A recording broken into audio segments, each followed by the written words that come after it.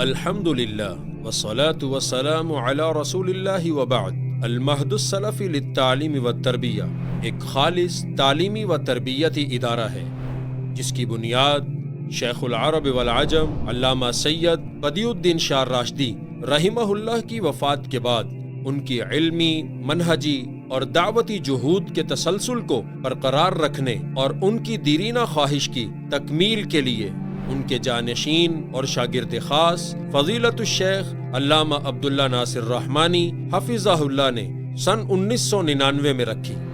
اغراض و مقاصد المہد السلفی کے قیام کا مقصد ایک ایسے ادارے کا قیام ہے جو ایک عظیم الشان تحریک کی صورت اختیار کر جائے، جہاں سے محدثین، فقہاء، اساتذہ، خطباء اور اہل قلم تیار ہو کر ملک بھر میں بالخصوص صوبہ سندھ میں پھیلی گمراہیوں کا مقابلہ کر سکیں اور امت مسلمہ کی صحیح رہنمائی کر سکیں۔ ان اغراض و مقاصد کے حصول کے لیے المہد السلفی میں شعبہ جات قائم کیے گئے ہیں۔ شعبہ علوم اسلامیہ پر مشتمل 8 سالہ کورس عصر حاضر کے تقاضوں کو مد نظر رکھتے ہوئے ترتیب دیا گیا ہے، جس میں اس وقت 302 طلبہ زیر تعلیم ہیں اور اس میں 242 طلبہ رہائشی ہیں جو پاکستان کے مختلف علاقوں سے تعلق رکھتے ہیں اور 60 طلبہ شہر کراچی کے ہیں۔ الحمدللہ اس سال المہد السلفی سے 26 علماء کرام نے سند فراغت حاصل کی اور اب تک 27 سال کے عرصے میں 278 علماء کرام سند فراغت حاصل کر چکے ہیں۔ شعبہ تحفیظ القرآن، قرآن کریم کو حفظ کرنے کے لیے المہد السلفی کے تحت تحفیظ القرآن کا شعبہ مسجد صراط مستقیم 3 ہٹی اور جامع مسجد بیت المعمور گلشن معمار میں قائم ہے۔ اس شعبے میں اس وقت 250 طلبہ زیر تعلیم ہیں، جن میں 100 طلبہ رہائشی اور 150 طلبہ غیر رہائشی ہیں۔ اس سال الحمدللہ 18 طلبہ نے قرآن کریم حفظ کرنے کی سعادت حاصل کی اور مجموعی طور پر 234 حفاظ یہ سعادت حاصل کر چکے ہیں۔ شعبہ حفظ حدیث، محدثین کی روایت کو زندہ رکھنے کے لیے حفظ حدیث کا شعبہ قائم کیا گیا ہے، جس میں مختصر صحیح بخاری، عمدۃ الاحکام، نخبۃ الصحیحین، اربعین نووی، کتاب الجامع اور بلوغ المرام یاد کروائی جاتی ہیں۔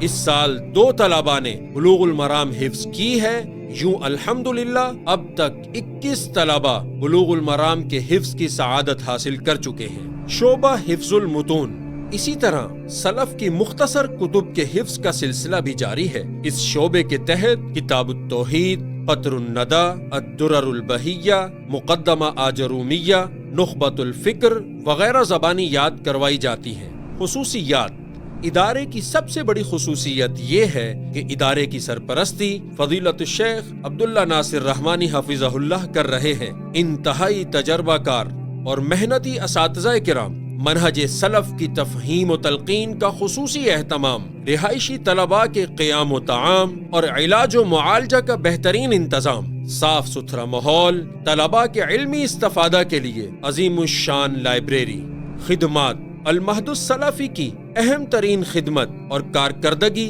فاضلین المہد السلفی ہیں، جو الحمدللہ ملک پاکستان کے مختلف علاقوں میں دین حنیف کی خدمات سر انجام دے رہے ہیں، اور الحمدللہ آج سندھ کے ہر چھوٹے بڑے شہر میں المہد السلفی سے سند یافتہ علماء پائے جاتے ہیں، جو مختلف انداز میں دین متین کی سربلندی کے لیے مصروف عمل ہیں۔ یہ علماء مدارس کے بانی، مدیر، ناظم، مدرس، داعی، مبلغ، مناظر، خطیب و امام کے طور پر یہ فرائض سر انجام دے رہے ہیں۔ مستقبل کے منصوبے، مختلف علوم و فنون میں تخصص کے شعبہ جات کا قیام، لائبریری کے لیے مزید کتب کی خریداری، شعبہ ابناء المہد کا قیام، جس کے ذریعے متخرجین معہد کی رہنمائی اور سرپرستی کی جائے گی، مختلف تعلیمی و تربیتی ورکشاپس کا انعقاد، آن لائن تعلیم کا آغاز، المہد السلفی کے مصارف کا اجمالی خاکہ، 48 اساتذہ کرام کا مشاہرہ، جس میں قراء، ائمہ، خطباء و معلمات اور دیگر اداروں میں متعین علماء شامل ہیں۔ المہد السلفی 3 ہٹی اور گلشن معمار کے عملہ پر مشتمل 33 افراد کا مشاہرہ، 342 رہائشی طلباء کے قیام و طعام، علاج و معالجہ اور بستر وغیرہ کے اخراجات، طلباء کا معقول ماہانہ وظیفہ، مستحق طلباء کو درسی کتب اور کاپیوں کی مفت فراہمی، بجلی اور گیس کے بلز، اساتذہ، طلباء اور عوام الناس کے لیے لائبریری کی کتابوں کی خریداری، شعبہ امتحانات کے مصارف، سالانہ تقریبات، اخراجات کا اجمالی تخمینہ۔ المہد السلفی کے ان مصارف کے اخراجات کا ماہانہ تخمینہ 56,91,791 روپے ماہانہ ہے۔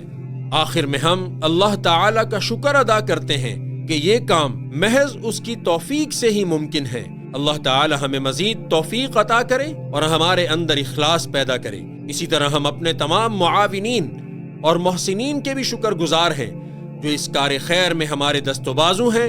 اللہ تعالی تمام احباب کو جزائے خیر عطا فرمائے اور اس ادارے کو ان کے لیے صدقہ جاریہ بنائے۔ آپ تمام احباب سے دعاؤں کی التماس ہے اور آپ سے پرزور اپیل کی جاتی ہے کہ اس سفر میں آپ بھی ہمارے دست و بازو بنے اور اس کار خیر میں اپنا حصہ بھی ڈالیں۔ جزاکم اللہ خیرا وبارک اللہ فیکم، والسلام علیکم ورحمۃ اللہ وبرکاتہ۔